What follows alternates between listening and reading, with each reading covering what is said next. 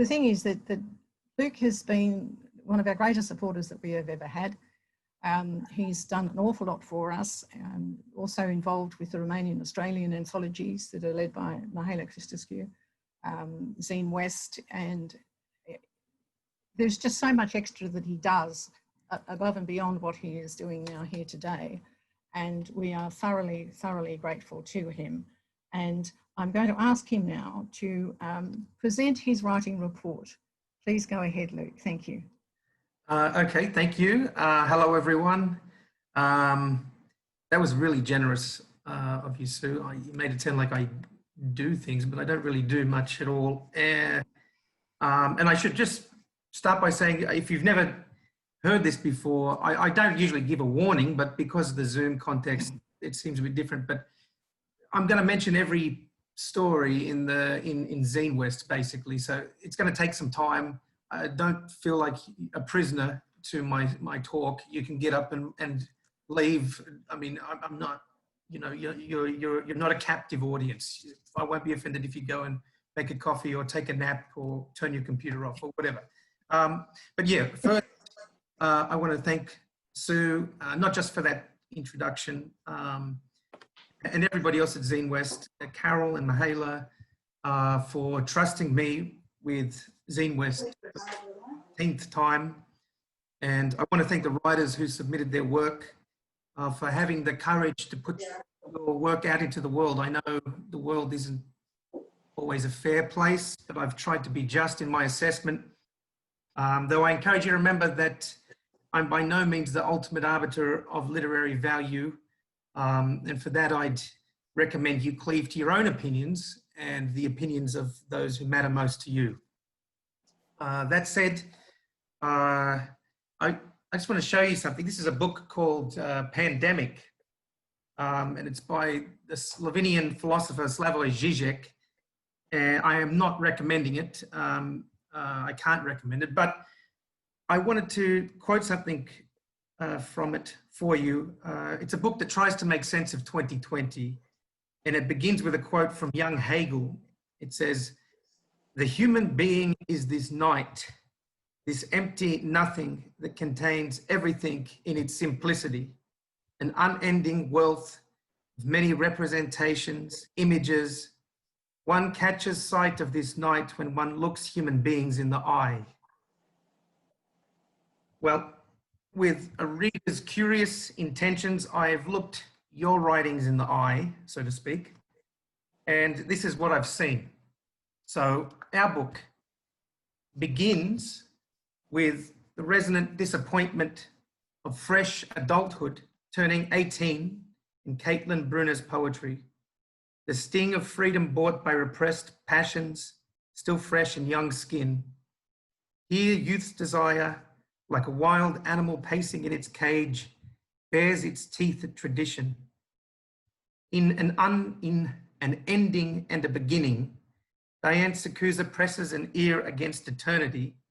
An immense design echoes back, an orientation on the other side of the infinite.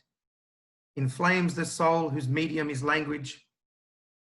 At the beginning was the word, and its end is a bang of alphabet and a sigh of syntax. In bench, I did practice this, and I said this every single time, in beach on the bench, but it's in bench on the beach.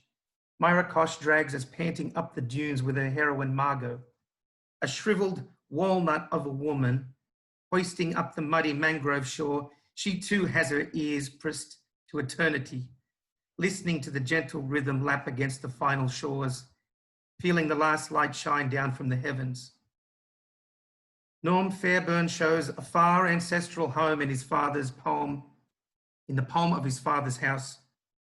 What are these Bannockburn places? Whose grave faces and steely frames are these? Those are the happy highways of some lost content, whose halls are filled with tobacco breath and dreams in whiskey wet air. Michaela Simone holds up a new canvas for every day we wake, whose lines and reliefs are those we make with our words, our thoughts and feelings for the things we've done and failed to do. Like a castle made of sand, we call art that which tries to last in this brief life. Matilda's magic deck is one I've seen dealt many a poor fool in Mount Pritchard. The homemade tattoos and warhammer chatter at parties with cold sausage congealing on hot plates. Jackie, our heroine, learns that in matters of the heart, all the battles you win don't make the war worth fighting. Dorian Stelescu enlists us in a war against the insanity of the world. The insomniacs of summer float on boats of insubstantial air, touring human rivers of silicon nakedness, harems of impossible desire tempting on the waves, the air thick with the salt of a lover's sweat, while we stand famished and bewildered under threat of heavy rain. And far from that serpent-swarmed shore, I find myself in the pool, aboard a cruise ship in Denise Newton's vision, a forbidden intimacy between two aging lovers who sneak out of isolation and defy the captain's orders. There's still a sparkle in Eric's eye. He still looks good in bathers. And Ruth remembers the flutter in her stomach when they wrap their bodies round one another. A traveller's tale of different style is Danny Draper's Open Road, listening to the incessant traffic down Derby Street. Beat the drum, O drum of cancelled Anzac parades. Listen in hushed tones to the ghosts of ancestral wars and the birds calling above the beaches in 1914's desolation. Stay a while with soft blue waters and hear the call from yon far country, a place of selfless service beckoning from this side of oblivion. Or is it merely the autumn breeze pulling a plastic bag along the curb, anthropomorphizing as it prowls the gutters at the wind's command and Marie Dussman's shape-shifting haiku? It's hard to say when so many things bleed into one another. Nathan Smith's New Frontier of Literature speaks with oracular voice of sea and sky congealing around Greek isles, announcing speak memory, where Ovid sits at the mountain's feet, tracing the river's movements on a stylus with long fingers. Shakespeare's in the alley of Upon Avon, looking for a quill, and some unknown teenager watches the diamond shimmer of Parramatta River. As Anna Rose reminds us in Two-Way Window, there is no innocence in seeing. Blue shines in the bright daylight, brings mother to mind. What color shines each day's mutual mirror? Sunrise green, mocha clay, burning umber. Each ocular window meets its own reflection, refracts, looks back in its two ways. Daniel Vera's The Ring is a ghost story of a different kind, where a family in lockdown is plagued by a prankster poltergeist whose spirit is a naughty matron mother with a wicked sense of humor. Milli Vanilli makes a dusty appearance, and children bound like kangaroos, and a gleam from beyond the grave winks from the foot of the wardrobe. Alison Mirror, that's another thing I did every single goddamn time. Alison Mirror. Alison Miller. There, I just can't do it. Alison Miller portrays a drooping rose whose passing leaves a gulf of lonesome grief. Though a father's love fills the hot summer air with consolation and sighs eternally in this short poetic relief. Peter Cartwright's By at 19 asks a series of questions in its refrains. Like Auden, the poet wants to know the truth about love. Desire's call transfixes the poet in unformulated phrase, pulls at his sides, beckons with emerald green, and then mystery within and without subsides into comforting scent of apples and shining black hair. Rakia Ahmed's Color the Crescent joins in this chorus, asking for the truth in refrains of equal longing. The moon, the skin, the cells, the milky curds and whey all bleed together in these lines, form a singular desire to know what distant formulation has come down from the eons to carve the curved blade shining in the grace of night. The great wonders of life, the great beauties are set spinning in the still point of Louise Loomb's story of a caring teacher. She takes us Eliot-like into the class where all the overlapping magisteria, the wisdom of innocence, the vulnerability of maturity, the coldness of genius, all dance on the head of a pin, one suspended moment in which the world stage pivots balanced upon the still point of a breathless child. Poetry plays its consolatory part in Anna Radovich's Last Breath, where art is the answer to closed eyes sparkling under the surface, with a sense of crickets, birdsong, and the poet sees in her mind's eye that eruption which might yet come from the past, in muddy banks and translucent billabongs. By the bedside of this final setting, language keeps us living, and the inner eye gives sweet respite to crueler life. May No presents an anaphoric literary praise of the French writer Eduardo Luis, a manifesto account of what awakens the spirit of one young writer from Fairfield to stop for a moment the tumult of life and lead the reader into that rare, exquisite alchemy of art, where suffering is sublimated into beauty and the minor deity of the artist turns pain into promise. That is justice in an often indifferent universe. Amanda puts on makeup in Christopher Summit's Rats, while out on the back deck, someone looks over the horizon of houses under a tide of blue-grey cloud. Out before them stretched the long grass of the yard, where the waterlogged bodies are buried.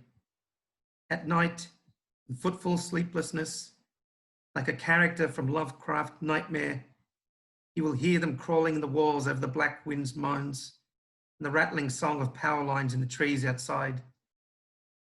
The four-legged creature crawling about in the opening of Shubna Aramugam's triptych of Kings is an infant entranced by the patina brass of a fairly heirloom.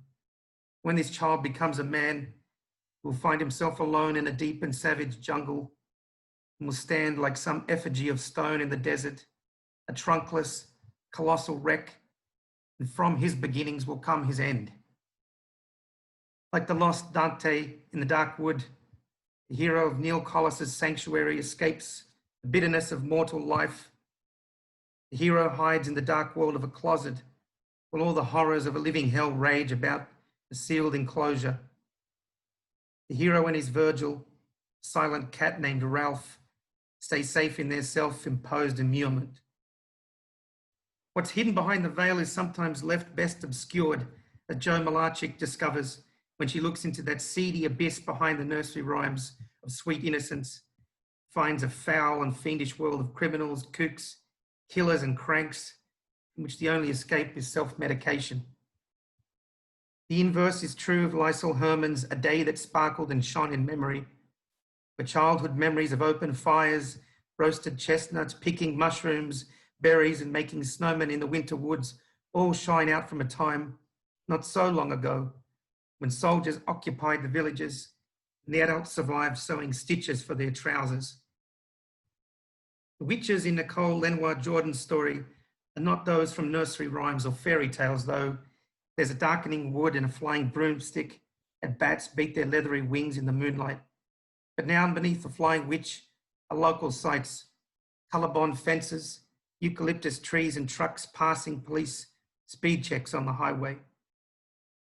Middle-aged folks in shopping malls with flabby arms and fat bellies to cast a spell on the witness in CA Broadribs. Whoever's counting has to be loud. The magic of this elderly mob, augmented by carnivals of youngsters armed with electric devices, symphonies of tap dancing, jazz and EDM, all in discordant crescendo around perplexed and incensed shoppers. Smaranda Kafka gives us the perfect candidate for an infamous infection, whose days are made with doctor's appointments and teaching her husband how to work a washing machine. Life moves on in its familiar patterns, swapping shoes, washing hands, rinsing and repeating. There are so many questions, boxes to be ticked, lines to be signed, pills to be swallowed. A little girl cries at the tiny injustice of life in Anastasia Pavlovich's In Search of Sanctuary, pulling her tears into her mother's hands. She leads her daughter, chasing a mermaid wreathed in seaweed, drowns out the harsh human voices calling through the walls. My Body Stands in the Mirror by Erin Middleton is our final image. askew and slowly falling, grumbling in reflected lamentation, too much mouth, too much lip, scarred and shattered, a stranger from a foreign country staring back from that otherworldly place inside the mirror. As with all these tales, if I may conclude by saying so, what looks back at us from the page is what the young Hegel saw in the human being.